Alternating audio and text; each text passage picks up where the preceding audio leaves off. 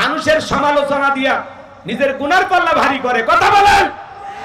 আপনি চা খাচ্ছেন, খান, অমুক খারাপ তুমুক খারাপ, এ ভালো না সে ভালো না, মানুষের সমালোচনা করে লাভ আছে?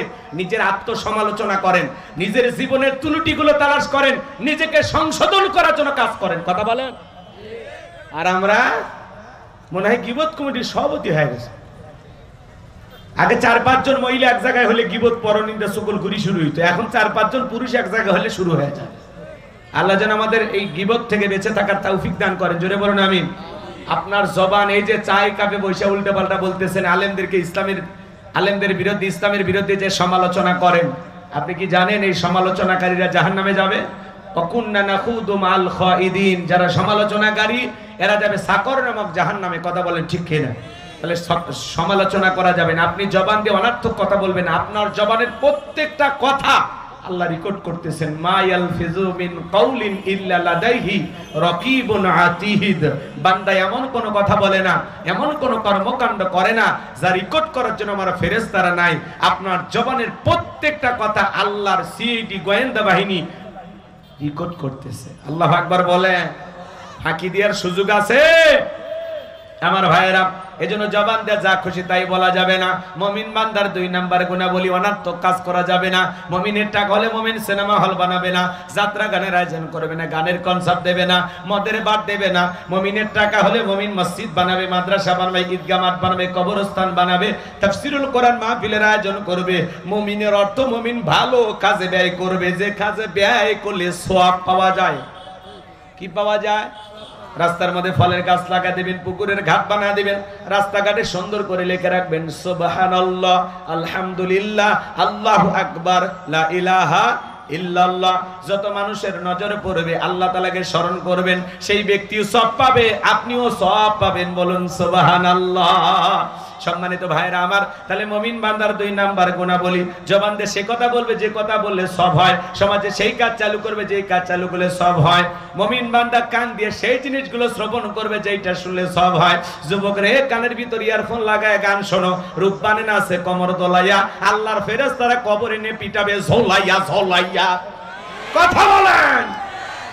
কানের ভিতর ইয়ারফোন লাগাইয়া সিরাজগঞ্জের এক যুবক রেল লাইন পার হয়ে যায়, ট্রেনে এসে ধাক্কা মেরে 3 টুকরে করে থুয়ে গেছে। মরার পরেও কানের ভিতর ইয়ারফোন লাগানো ছিল। এখন কবরে যা, ফেরেশতারা তোর জায়গা মতো বাদ্যযন্ত্র বাজাবে। কথা বলেন ঠিক কিনা? যুবক রে, এই কান আল্লাহ গান শোনার জন্য দেয় নাই। হক্কানি ওলামা ইকরামদের বয়ান শুনতে হবে, ইসলামী সঙ্গীত শুনতে হবে, কোরআন তিলাওয়াত শ্রবণ করতে হবে, এই কান দিয়া ভালো ভালো কথা শ্রবণ করতে হবে। কথা বলেন ঠিক কিনা? তাহলে মুমিন বান্দার 2 নাম্বার গুণাবলী, জবান দিয়ে সেইটা বলবো যেটা বলে সব হয়, সমাজে সেই কাজগুলো চালু করব যেই কাজগুলো চালু করলে সব হয়, সেই জিনিসগুলোই কান দিয়া শুনবো যেগুলো শ্রবণ করলে সওয়াব হয়। এক কথায় সওয়াব আছে যেখানে, আরো আস্তে বলেন, খবরদার বেশি জোরে বললেন না, জান বলেন, সওয়াব আছে যেখানে আর গুনাহ আছে যেখানে। এক কথায় মন্দ কথা বলবো না, মন্দ কাজ করব না, মন্দটা শুনবো না। সকল গুনাহ থেকে, সকল মন্দ কাজ থেকে আল্লাহ যেন আমাদের বিরত থাকার তৌফিক দান করেন। চিল্লা বলেন আমিন। এটা হলো মুমিন বান্দার কয় নাম্বার কোয়ালিটি? 2 নাম্বার। জোরে বলেন কয়টি? 2 নাম্বার। এইবার 3 নাম্বার। আমার আল্লাহ রাব্বুল আলামিন বলেন, ওয়াল্লাযীনা হুম লিয-যাকাতি ফাঈলুন। মুমিন বান্দার 2 নাম্বার 3 নাম্বার গুণাবলী আমার আল্লাহ রাব্বুল আলামিন জানিয়ে দিলেন। মুমিন বান্দাকে আল্লাহ যদি নিসাব পরিমাণে ধন সম্পদের মালিক বানায় দেয়, মুমিন বান্দাকে আল্লাহ যদি ধনী বানায় দেয়, মুমিন বান্দাকে, এদিক খেয়াল করেন, আল্লাহ তাআলা যদি ধনী বানায় দেয়, নিসাব পরিমাণে সম্পদের মালিক বানায় দেয়, মুমিন বান্দা সক্রিয়ভাবে হিসাব করে করে বছরে কয় লাখ টাকার, কয় হাজার টাকা যাকাত আসবে, কয় কোটি টাকার, কয় লাখ টাকা যাকাত আসবে, হিসাব করে করে বছরে একবার যাকাত দেবে। কার ভয়ে? যাকাত দেওয়া নফল না ফরজ? নামাজ আদায় করা যেমনি ফরজ, যাকাত দেওয়া তেমনি ফরজ। কথা বলেন ঠিক কি না? যাকাত আসছে দারিদ্রতা বিমোচন করার জন্য, অভাব মুক্ত সমাজ রাষ্ট্র দেশ গড়ার জন্য। যাকাত আসছে পথে পড়ে থাকা অবহেলিত মানুষের মুখে হাসি ফোটানোর জন্য, রাস্তার এপারে 10 তলা উপরে গাছতলা এর ব্যবধানকে দূর করার জন্য। যাকাত আসছে এই সমাজের মানুষদেরকে সব দিক দিয়া উন্নয়নের মূল জায়গায় পৌঁছে দেওয়ার জন্য আল্লাহ তাআলা যাকাত দিয়েছেন। বলুন আল্লাহু আকবার। যাকাত হলো আর্থিক ইবাদত। যারা পিছিয়ে থাকা মানুষ তাদেরকে স্বাবলম্বী বানানোর জন্য এই যাকাতের সিস্টেম। আল্লাহু আকবার বলেন। বাংলাদেশের অর্থনীতি যাকাত ভিত্তিক না সুদ ভিত্তিক? সুদ ভিত্তিক অর্থনীতি হালাল না হারাম? এই হারাম অর্থনীতিতে কঠিনকালে বাংলাদেশকে কোন নেতা দারিদ্র মুক্ত করতে পারবে না। কথা বলে ঠিক কিনা? বাংলাদেশকে যদি দারিদ্র মুক্ত করতে হয় যাকাত ভিত্তিক অর্থনীতি চালু করা লাগবে। কথা বলেন ঠিক কিনা? একটা যাকাত মন্ত্রণালয় চালু করতে হবে। আর এই মন্ত্রণালয়ের দায়িত্ব এদেশের ইসলামিক স্কলার দ্বীনের দায়ী আলেমদের কাঁধে দিতে হবে।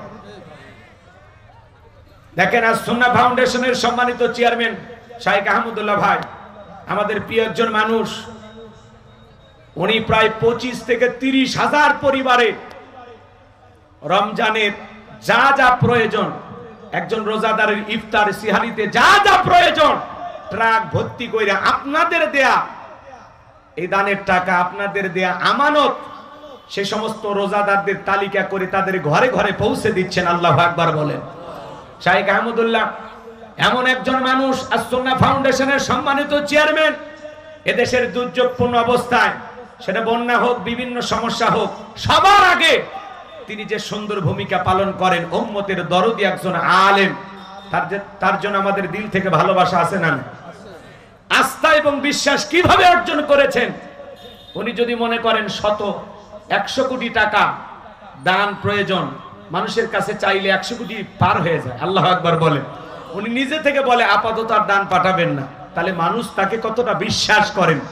আমাদের সেই প্রিয় হুজুর, প্রিয় মানুষ শাইখ আহমদুল্লাহ এই পবিত্র রমজান উপলক্ষে প্রায় 30 হাজার পরিবারে রমজানে যত খাবার প্রয়োজন, সিহারি ইফতারিতে যা যা প্রয়োজন, এগুলো বাজার, এগুলোর একটা প্যাকেজ করে তাদের ঘরে ঘরে পৌঁছে দিচ্ছেন। আল্লাহু আকবার বলেন।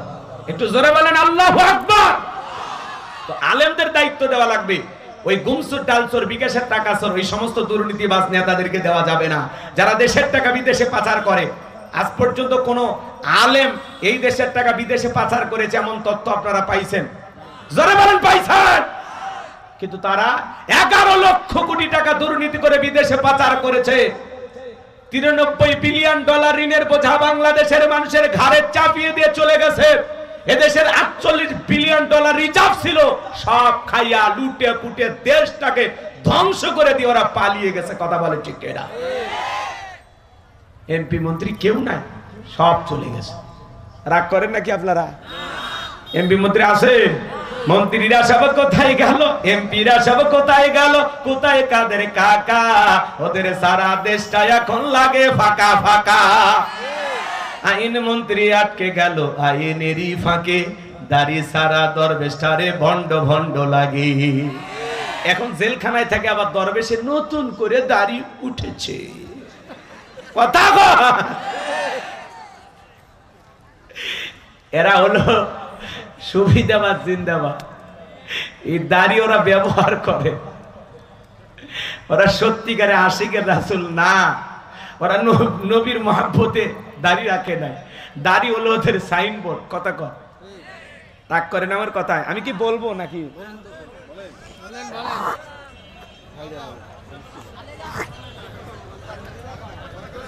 হ্যাঁ,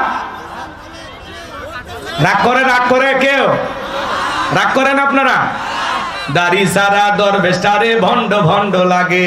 শুনেছি ভাই কত নেতা নেত্রী খাইতেছে ভাই ডান্ডা, বিচারপতি কালামানিকের ফাটিয়েছে নাকি আন্ডা।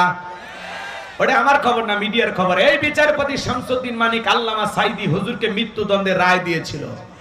আমরা বলতে চাই ওই একই ট্রাইব্যুনালে কুখ্যাত বিচারপতি কালামানিককে মৃত্যুদণ্ডের রায় দিতে হবে। কথা বলো ঠিক না? এই সেই বিচারপতি মানিক টকশোতে বসে আমার বোনকে অপমান করে রাজাকারের বাচ্চা বলেছিল। ছাত্র আন্দোলন সবাইকে রাজাকারের বাচ্চা বলে গালি দিয়েছিল। 116 জন আলেমের তালিকা করে দুদকের কাছে জমা দিয়েছিল। আমার রোল নাম্বার ছিল 23। সিরিয়ালে আমি কত নাম্বার ছিলাম? আপনারা চেনেন না, ওরা ঠিকই চেনে। কথা বোঝেন নাই? যারা আলেমদের তালিকা করেছিল আজকে বিনা তালিকায় কলার পাতায় শুয়ে থাকার ব্যবস্থা করে দেয় কে? এদেশের অনেকজন বিচারক বলেছিলেন যে কলার পাতায় শুয়ে থাকা এই ছবিটা প্রত্যেকটা আদালতে বিচারকদের পিছনে ঝুলিয়ে দিতে হবে, যাতে এই ছবি দেখে তারা ন্যায় বিচার কায়েম করে।